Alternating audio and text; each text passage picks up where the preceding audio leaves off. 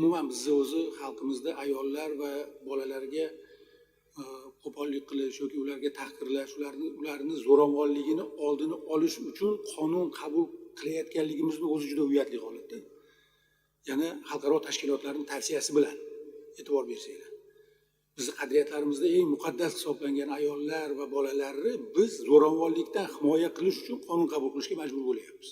Bizni juda ma'rifatparvar, buyuk tarixga ega bo'lgan xalqimiz, millatimiz ayollarni boshiga ko'targan, bolalarni doimo qadrlagan, ularni to'g'ri tarbiyalagan, ularni ma'rifatparvar bo'lishida buyuklikni ko'rgan va kelajakni ko'rgan bir millat sifatida bizni bugun aynan shunday qonunlarni muhokama qilishga majbur bo'layotganligimiz juda ham uyatli holat. Lekin haqiqatdan bunday muammo bor va biz bunday qonunni qabul qilishimiz kerak. Shu sababli biz kecha fraksiyada bu qonunni birinchi o'qishda konsepsiyasini ma'qulladik.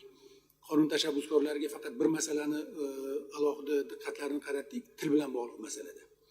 Qonunda biz ma'qulladik, haqiqatan ham bolani ustun manfaati sifatida tili keltirilyapti. Bu juda to'g'ri narsa. Bola bog'chada va boshlang'ich ta'limda o'z ona tilida tarbiya ko'rishi kerak va ilm olishni poydevorini boshlab olishi kerak. Biz bugun afsuski bolalarimizni begona tilda tarbiya ko'rishga majbur qilyapmiz, begona tilda boshlang'ich ta'lim olishga majbur qilyapmiz va buni oqibati bolalarimizdan maktabdan kutgan bilimni, bog'chada kutgan tarbiyani ola olmayapmiz. Va bu xatoni negadir tan olishni xohlamayapti ko'p odamlar.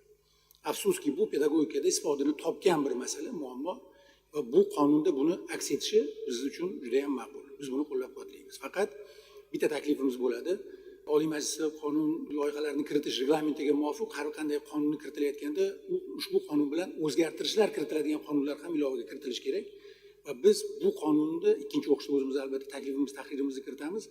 Ta'lim to'g'risidagi qonunda ta'lim tilini tanlash erkinligi belgilab qo'yilgan. Buni tarbiya boshlang'ich ta'lim va maktabgacha ta'limda har bir bolani ustun manfaati sifatida o'z ona tilida tarbiya ko'rishi va ta'lim boshlang'ich ta'limni olish majburiyatini kerak bo'lsa ta'kidlab qo'yishimiz kerak.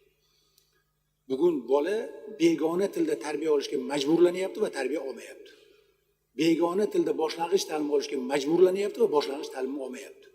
Va buni oqibati bolamiz ta'limsiz va tarbiyasiz bo'lib qolyapti. Bu muammoga albatta o'ylayman tashabbuskorlar jiddiy qarashadi va biz ikkinchi o'qishda bu tahrirni birgalikda shakllantirib, qonunga qo'shimcha qilib takomillashtirishga erishamiz. Qonunni biz qo'llab-quvvatlaymiz, hurmatli hamkasblarimiz, qo'llab-quvvatlashingizni so'rayman. Rahmat.